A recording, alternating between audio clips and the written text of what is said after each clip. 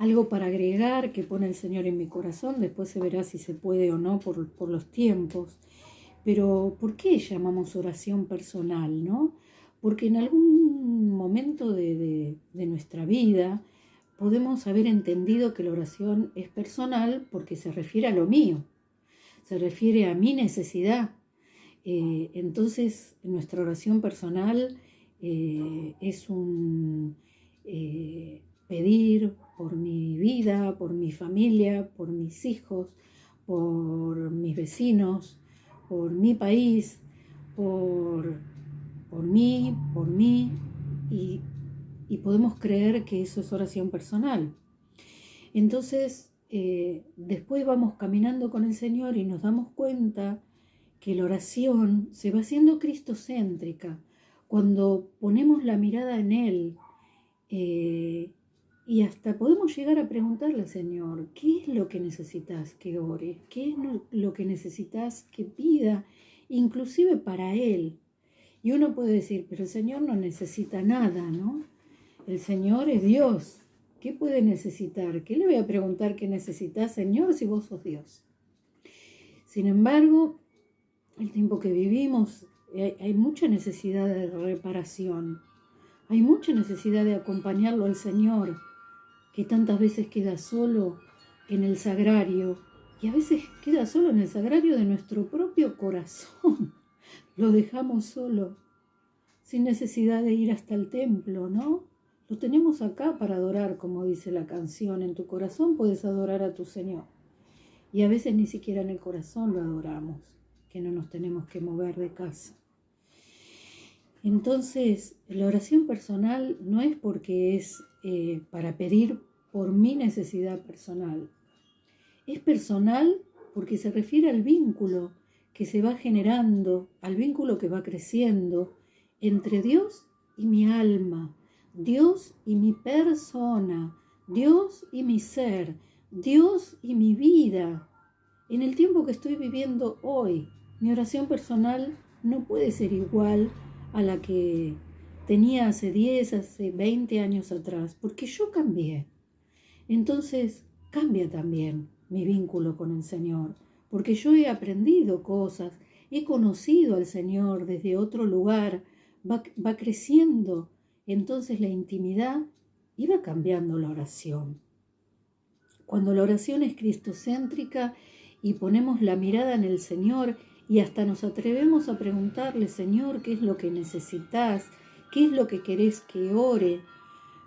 Empiezan a hacer una oración que es profética, porque el Señor va inspirando qué es lo que tenemos que orar.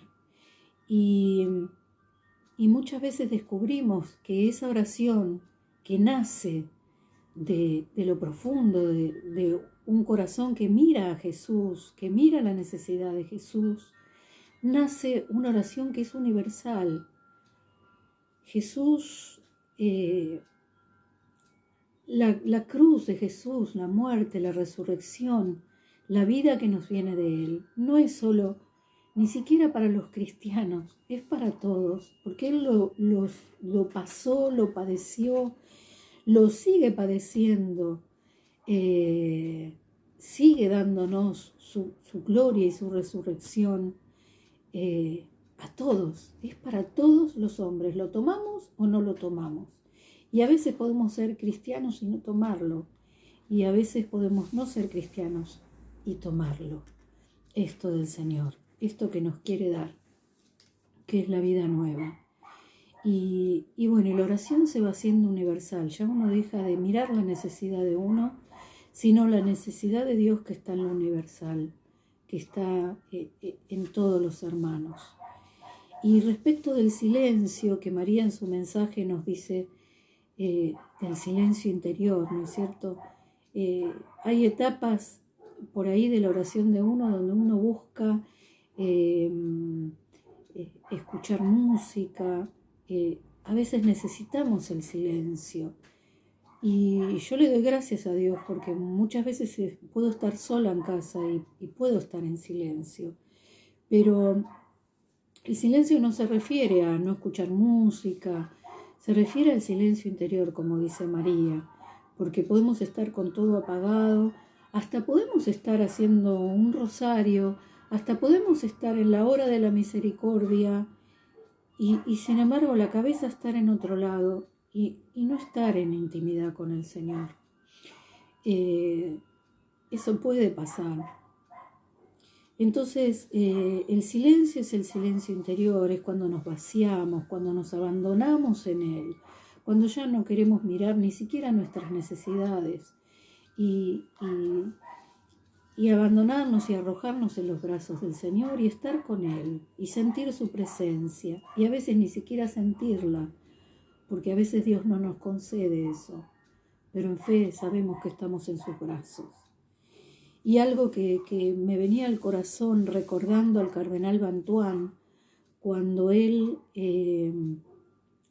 fue apresado por los comunistas y estuvo en un calabozo, y no recuerdo, pero creo que era oscuro el calabozo, y él comenta en ese librito que cuenta todo ese tiempo, que una de las mayores torturas que tenía él era el silencio. El silencio se volvía un golpe en su cabeza. El silencio era una tortura, el no poder encontrarse con un otro, el hablar con el otro. O sea, que cada uno tiene que encontrar en su tiempo, en el tiempo que estás viviendo hoy, ahora, cómo te vinculas con Dios. El silencio puede ser una tortura, o el silencio puede ser lo propicio para arrojarte en los brazos de Dios que te ama. Y también él decía que en ese momento no tenía ni una Biblia, no tenía para leer la palabra de Dios, para orar con la palabra. Entonces daba gracias a Dios de aquellas palabras que se habían instaurado en su corazón, como a veces eran los salmos o esos textos que nos han tocado tanto la vida, que están guardados en el alma y a veces Dios los trae y que él podía orar con esa palabra de Dios, con la que se había hecho vida en su vida. No tanto con la palabra por decir, bueno, tengo hoy un teléfono que me trae la palabra, o tengo la Biblia donde encuentro su palabra, sino esa palabra que ya se había hecho carne en la vida de él, que ya estaba abrigada en el corazón. Y eso era lo que lo ayudaba a orar. Bueno, hermanos, Dios nos siga bendiciendo en las tantas formas de oración como personas habemos, porque la oración personal es un vínculo personal. Y como somos personas, Dios trata con cada uno por su nombre, así nos llamó. Gracias, Señor.